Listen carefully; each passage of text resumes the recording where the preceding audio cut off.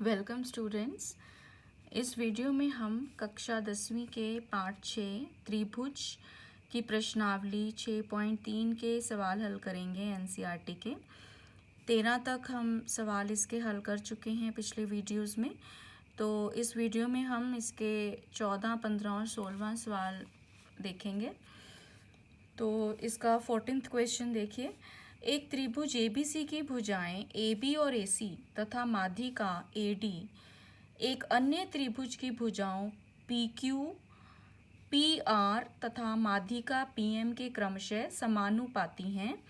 दर्शाइए कि त्रिभुज ABC समरूप है त्रिभुज PQR के। तो इसमें हमने सबसे पहले ये आकृति बनाई, त्रिभुज ABC और AD इसकी माध्यिका है। इसी प्रकार त्रिभुज PQR और PM इसकी माध्यिका है। अब हमें इसमें AB बटा PQ बराबर AC बटा PR बराबर AD बटा PM ये हमें गिवन है, दिया हुआ है। अब हमने इसमें एक रचना करनी है। रचना हमने क्या करनी है कि DE हमने समांतर AC के समांतर खींचना है और दूसरा MN PR के समांतर हमने खींचनी है रेखा। अब इस त्रिभुज ABC में यदि हम देखें तो D जो है वो BC का मध्य बिंदु है और DE AC के समांतर है। तो E जो है वो AB का भी मध्य बिंदु होना चाहिए बेसिक प्रोपोर्शनैलिटी थ्योरम के अकॉर्डिंग। तो इसमें हम लिखेंगे त्रिभुज ABC में D भुजा BC का मध्य बिंदु है तथा DE समांतर AC है। तो यहाँ से हमारे पास क्या आ जाएगा कि E जो है वो भुजा AB का मध्य बिंदु है बेसिक प्रोपोर्शनैलिटी थ्योरम द्वारा। अब इसमें हम देखते हैं कि जो DE है वो AC का आधा होगा। किस तरह होगा? अब इसमें देखिए त्रिभुज, यदि हम देखें त्रिभुज ABC और दूसरा त्रिभुज हम लेते हैं ये छोटे वाला EBD, इनमें अब एंगल B है बराबर एंगल B, दोनों उभयनिष्ठ कोण हैं, दोनों में है ये कोण कॉमन एंगल। दूसरा जो भुजा BE है वो BA का आधा है, तो BE बटा BA बराबर है 1/2 के। इसी प्रकार BD बटा BC इसका अनुपात भी 1/2 है क्योंकि BD BC की हाफ है। तो यहाँ से आ गया BE बटा BA बराबर BD बटा BC। तो यहाँ से SAS कसौटी द्वारा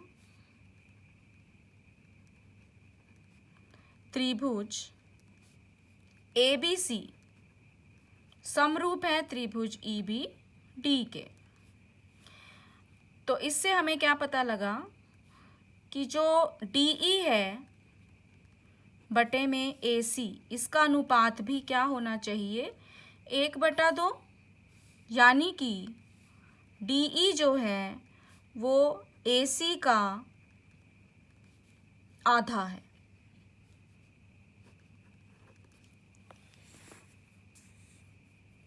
तो अब देखिए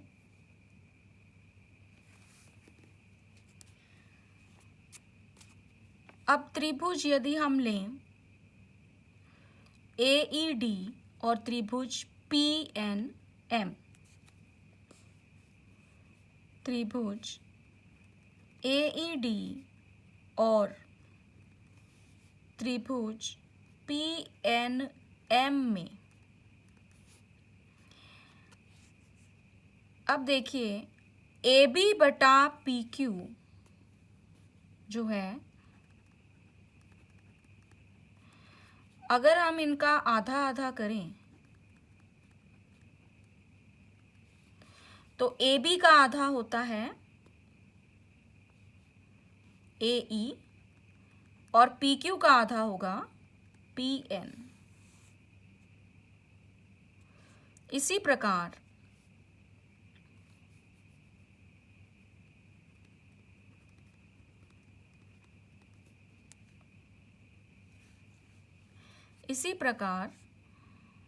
AC बटा PR, इनका भी यदि हम आधा आधा कर दें तो AC का आधा है DE, और इसी प्रकार हम सिद्ध कर सकते हैं कि PR का आधा भी क्या होगा,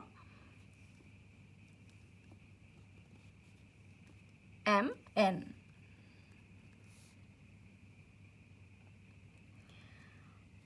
तो जो ये हमारे पास समीकरण था पहले, तो यहाँ से हमारे पास क्या आ गया, AE बटा PN बराबर DE बटा MN बराबर AD बटा PM।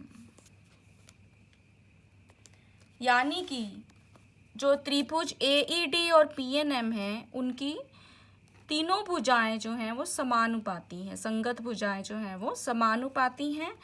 तो यहाँ से हमारे पास आ जाता है कि त्रिभुज AED समरूप है त्रिभुज PNM के।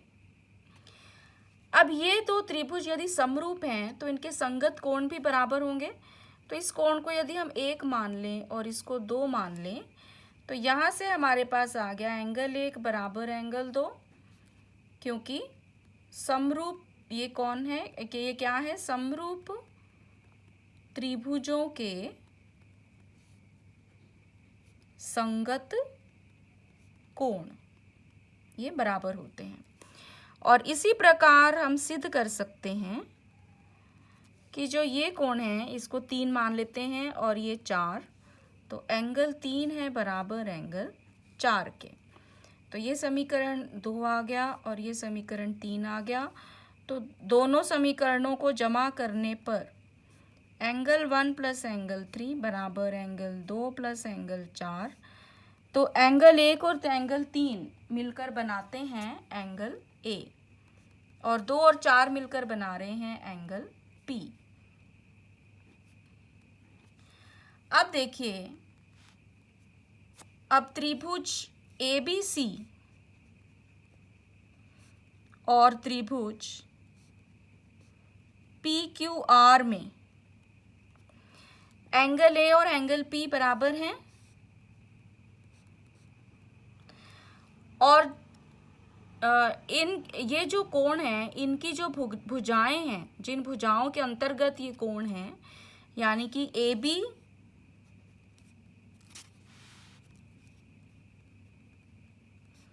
बटे में दूसरी भुजा है, दूसरे त्रिभुज में भुजा है PQ, बराबर है। अब दूसरी भुजा कौन सी लेंगे, AC और बटे में PR, ये हमें दिया ही हुआ है। तो ये कौन सी कंडीशन आ गई, कौन सी कसौटी आ गई, SAS कसौटी द्वारा त्रिभुज ABC समरूप हुआ त्रिभुज PQR के। तो यही हमने इसमें सिद्ध करना था। तो ये हमारा 14th क्वेश्चन समाप्त हुआ। अब आइए देखिए, इससे अगला सवाल देखते हैं, 15वां सवाल। अब इसमें हमें दिया है लंबाई 6 मीटर वाले एक ऊर्ध्वाधर स्तंभ की भूमि पर छाया की लंबाई 4 मीटर है, जबकि उसी समय एक मीनार की छाया की लंबाई 28 मीटर है। मीनार की ऊंचाई ज्ञात कीजिए। तो अब इसमें हमें दिया है, अब इसमें भी हमें आकृति बनानी है। पहले हमने आकृति बनाई, एक ऊर्ध्वाधर स्तंभ है, मान लिया ए बी, जिसकी लंबाई है 6 मीटर और उसकी छाया है 4 मीटर।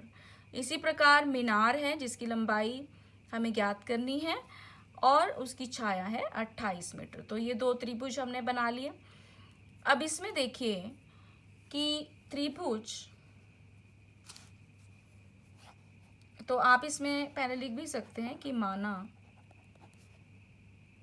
स्तंभ की ऊंचाई बराबर ए बी बराबर 6 मीटर और स्तंभ की छाया बराबर 4 मीटर। छाया है हमारी BC। और इसी प्रकार जो हमारी मीनार है, मीनार की ऊंचाई है PQ, जो कि हमें निकालनी है, और मीनार की छाया है QR, जो कि है 28 मीटर। अब इसमें देखिए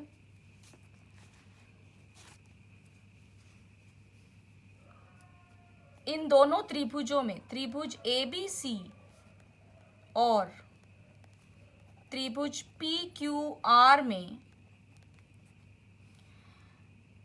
अब इसमें देखिए एंगल B और एंगल Q दोनों समकोण हैं, तो बराबर 90 हुए, बराबर हो गए दोनों। और जो ये कोण है एंगल A और एंगल P, वो भी बराबर होंगे, क्योंकि ये दोनों कोण एक ही समय पर बनाए गए, सूर्य के द्वारा बनाए गए कोण हैं। तो इसके ब्रैकेट में हम लिख सकते हैं एक ही समय पर सूर्य के कोण। तो AA कसौटी द्वारा त्रिभुज ABC समरूप हुआ त्रिभुज PQR के। तो यदि दो त्रिभुज समरूप हैं तो उनकी संगत भुजाओं का अनुपात बराबर होना चाहिए। तो AB बटा PQ बराबर होना चाहिए BC बटा QR के। तो AB का मान 6, PQ हमें निकालना है, BC का 4 और QR का 28। तो इसको हम सॉल्व करेंगे। तो यहाँ से PQ का मान आ गया 28 गुना 6 बटे में 4, जो कि 4 से 28 7 और 7 गुना 6 42 मीटर। तो यानी कि मीनार की ऊंचाई आ गई 42 मीटर। तो ये हमारा इसका 15th क्वेश्चन है। अब आइए देखते हैं 16th क्वेश्चन इसका। अब 16th क्वेश्चन में हमें दिया है AD और PM त्रिभुजों ABC और PQR की क्रमशः माध्यिकाएं हैं, जबकि ABC PQR के समरूप है। सिद्ध कीजिए कि AB बटा PQ बराबर AD बटा PM है।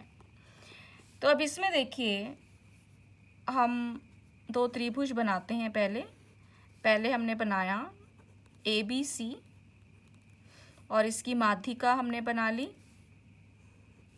AD। इसी प्रकार दूसरा त्रिभुज PQR और इसकी माध्यिका हमने बना ली PM। अब इसमें हमें ABC और PQR दो समरूप त्रिभुज दिए हुए हैं। तो त्रिभुज ABC समरूप है त्रिभुज PQR के, ये हमें दिया हुआ है, गिवन है।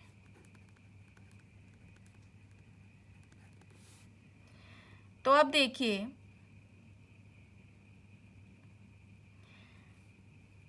अब यहाँ से हमारे पास आ गया AB बटा PQ बराबर BC बटा QR, समरूप त्रिभुजों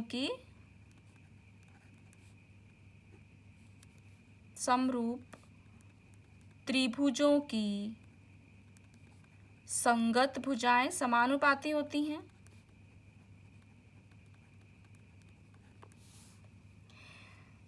तो यहाँ से हम कह सकते हैं AB बटा PQ बराबर 1/2 BC और 1/2 QR। तो यहाँ से हमारे पास आ गया BC का हाफ है, आधा है BD, और QR का आधा है QM।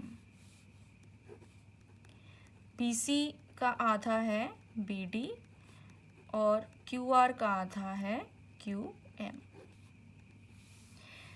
अब देखिए, अब त्रिभुज ABD और त्रिभुज PQM में AB बटा PQ बराबर है BD बटा QM के, और एंगल B एंगल Q के बराबर है। क्यों? क्योंकि अभी हमें दिया हुआ है कि त्रिभुज ABC PQR के समरूप है।